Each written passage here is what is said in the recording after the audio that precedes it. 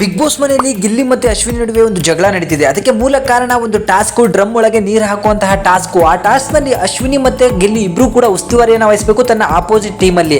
ಆದ್ರೆ ಇದರಲ್ಲಿ ಹೀನಾಯವಾಗಿ ಗಿಲ್ಲಿ ಅವರ ಟೀಮ್ ಸೋಲತ್ತೆ. ಅದು ಕೂಡ ರಘು ಮತ್ತೆ ಸೂರಜ್ ಅಂತಹ ದೇಹದಲ್ಲಿ ಸಿಕ್ಕಾಪಟ್ಟೆ ಕಟ್ಟು ಮಸ್ತಾದ ದೇಹವನ್ನು ಇಟ್ಕೊಂಡಿರೋರೇ ಸೋಲ್ತಾರೆ. ಇದಕ್ಕೆ ಮೂಲ ಕಾರಣನೇ ಅಶ್ವಿನಿ ಅವರ ಟೀಮ್ ಆಡಿದಂತಹ ಹಲವಾರು ಮೋಸಗಳು ಅಂತಾನೆ ಹೇಳ್ಬೋದು.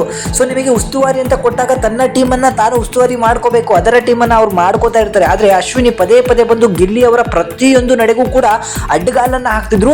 ಆ ಸಮಯದಲ್ಲಿ ಗಿಲ್ಲುನು ಕೂಡ ತಲೆಯನ್ನು ಓಡಿಸದೆ ತನ್ನ ಟೀಮಿಗೆ ತಾನೇ ಎಲ್ಲ ಒಂದು ಕಡೆ ಮೋಸನೂ ಕೂಡ ಮಾಡ್ಕೊಂಡ.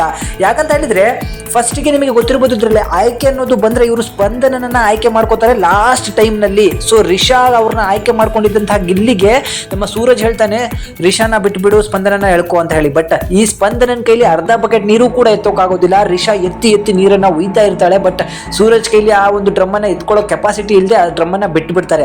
ಅದಕ್ಕೂ ಮೊದಲು ನೋಡ್ಬೋದು ನೀವು, ರಾಶಿಕನನ್ನ ಇವರು ನೀರು ಹಾಕ್ಲಿಕ್ಕೆ ಬಿಟ್ಟಿದ್ರೆ ಅವಳ ಹೈಟಿಗೆ ಆ ಡ್ರಮ್ ಬೇಗ ತುಂಬೋದು. ಬಟ್ ಅವಳನ್ನ ಅವರು ಅಲ್ಲಿ ತಡೆಯೋದಕ್ಕೆ ಹಚ್ಚಿರ್ತಾರೆ. ಬಟ್ ಅವ್ರನ್ನ ಬೇರೆ ಕಡೆ ಕನ್ವರ್ಟ್ ಮಾಡ್ತಿರ್ತಾರೆ, ಡೈವರ್ಟ್ ಮಾಡ್ತಿರ್ತಾರೆ ಈ ಒಂದು ಜಾನ್ವಿ ಅವರು. ಸೊ ಅವರು ಜಾನ್ವಿ ಅವ್ರ ಹತ್ರ ಜಗಳ ಆಡುವಂತಹ ಮೂಮೆಂಟ್ ಅಲ್ಲಿ ರಿಷಾ ಅವ್ರನ್ನ ಪದೇ ಪದೇ ಬಿಡ್ತಾ ಇರ್ತಾರೆ. ರಿಷಾ ಅವ್ರು ಹೋಗೋಗಿ ಅಲ್ಲಿ ನೀರು ಹಾಕ್ತಿರ್ತಾರೆ. ಆದ್ರೆ ಅಶ್ವಿನಿ ಅಲ್ಲೂ ಕೂಡ ಒಂದು ಟೈಮ್ ಪ್ರಕಾರ ಮತ್ತೆ ಮೋಸದ ಒಂದು ಬಲೆ ಹೇಗೆ ಬೀಸ್ತಾರೆ ಅಂದ್ರೆ, ಅಲ್ಲಿ ರಾಶಿಕಾ ಅವ್ರನ್ನ ಸಮಾಧಾನ ಮಾಡೋ ತರ ಮಾಡಿ ಹಿಂದ್ಗಡೆಯಿಂದ ರಿಷಾ ಅವ್ರನ್ನ ಬಿಡ್ತಾ ಇರ್ತಾರೆ. ಅವ್ರು ಹೋಗಿ ನೀರು ಹಾಕ್ತಾನೆ ಇರ್ತಾರೆ. ಆದ್ರೆ ಗಿಲ್ಲಿ ಇದನ್ನೆಲ್ಲ ತಲೆಯಲ್ಲಿ ಹಾಕೋತಿರಲ್ಲ. ಅವ್ನು ಬರೀ ಅಶ್ವಿನಿ ಬೈತಾ ಇರಬೇಕು, ಹಾಗೆ ಆ ಸ್ಪಂದನನ್ಗೆ ಕಾವ್ಯನ್ಗೆ ಹೋಗಿ ಹಾಕ್ರಿ ಅಂತ ಇರಬೇಕು. ಇಲ್ಲಿ ಅಭಿ ಮತ್ತೆ ಧನುಷು ಕೂಡ ಗಿಲ್ಲಿಯ ವಿರುದ್ಧವಾಗಿ ಆಡ್ತಾರೆ. ಅಲ್ಲಿ ತುಂಬಿದಂತಹ ನೀರನ್ನು ಕೂಡ ಒಂದು ಬಾರಿ ಕೆಳಗೆ ಹಾಕಿ ಉಲ್ಟಾ ಡ್ರಮ್ಮನ್ನು ಹಾಕ್ಬಿಡ್ತಾರೆ. ಇದ್ದಂತಹ ನೀರು ಕೂಡ ಹೊರಗಡೆ ಹೋಗ್ಬಿಡುತ್ತೆ. ಆಗ ಗಿಲ್ಲಿ ಅಲ್ಲಿ ಏನೂ ಕೂಡ ಮಾತಾಡೋದಿಲ್ಲ. ನೀರು ಹಾಕ್ರಿ ಅಂದ್ರೆ ಅವ್ರು ಹಾಕ್ಸ್ಕೊಳ್ಳೋದೇ ಇಲ್ಲ. ಡ್ರಮ್ಮನ್ನು ತೀರಾ ಉಲ್ಟವಾಗಿ ಇಟ್ಕೊಂಡಿರ್ತಾರೆ.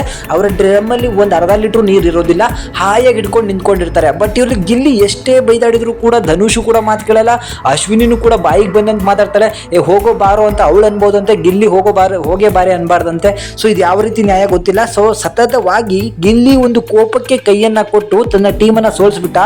ಇದೇ ಒಂದನ್ನು ಅಡ್ವಾಂಟೇಜ್ ಅಂತ ಮಾಡ್ಕೊಂಡಂತಹ ಅಶ್ವಿನಿ ಅವರು ಆ ಒಂದು ಟಾಸ್ಕ್ ಅನ್ನ ಗೆದ್ದು ಬಿಟ್ಟಿದ್ದಾರೆ. ಸೊ ಇಬ್ರು ಗೆದ್ದಿರೋದ್ರಿಂದ ಇದಕ್ಕೆ ಕ್ಯಾಪ್ಟನ್ಶಿಪ್ಪಿಗೆ ಹೋಗಬೇಕಾಗಿರುವಂತಹ ಸಂಭವ ಬಂದಿರುತ್ತೆ. ಸೊ ಇದನ್ನೆಲ್ಲ ಕೂತ್ಕೊಂಡು ಯೋಚನೆ ಮಾಡೋ ಸಂದರ್ಭದಲ್ಲೇ ಈಗ ಗಿಲ್ಲಿ ಮತ್ತೆ ಅಶ್ವಿನಿ ನಡುವೆ ಮತ್ತಷ್ಟು ಜಗಳಗಳು ಶುರುವಾಗಿದೆ. ಅದರ ಪ್ರೊಮೋನ ಈಗ ಬಿಡ್ತಾರೆ. ಸೊ ಅದರ ಬಗ್ಗೆನೂ ಕೂಡ ಅಪ್ಡೇಟ್ ಕೊಡ್ತೀನಿ. ಬಟ್ ಈ ಆಟವನ್ನು ನೋಡಿದ್ರೆ ನಾನು ಖಂಡಿತವಾಗಿ ಎಲ್ಲೋ ಒಂದು ಕಡೆ ಗಿಲ್ಲಿಯವರು ಕೈಯಿಂದ ಹಾಳು ಮಾಡ್ಕೊಂಡ್ರು. ಜಗಳದ ಒಂದು ನೆಪದಲ್ಲಿ ರೂಲ್ಸ್ ಅನ್ನ ಏನೋ ಇವರು ಹಾಳು ಮಾಡ್ಕೊಂಡೇ ಬಿಟ್ರು. ಗಿಲ್ಲಿ ಬೇಕು ಅಂತಾನೆ ಹಾಳು ಮಾಡ್ಕೊಂಡ್ಬಿಟ್ಟ ಅಂತ ಹೇಳಿ ನನಗೆ ಅನಿಸ್ತು. ಬಟ್ ಮೋಸವಾಗಿ ಗೆದ್ದಿದ್ದು ಅಶ್ವಿನಿ ಅವರ ಟೀಮು. ಎಲ್ಲಾನು ಕೂಡ ಡೈವರ್ಟ್ ಮಾಡಿ ಏನೇನೋ ಮಾಡಿಬಿಟ್ಟು ಕೊನೆಯಲ್ಲಿ ಗೆದ್ದೇ ಬಿಟ್ರು. ಇದ್ರ ಬಗ್ಗೆ ನಿಮಗೆ ಅನಿಸ್ತದೆ ಕಮೆಂಟ್ ಮಾಡಿ. Thank you.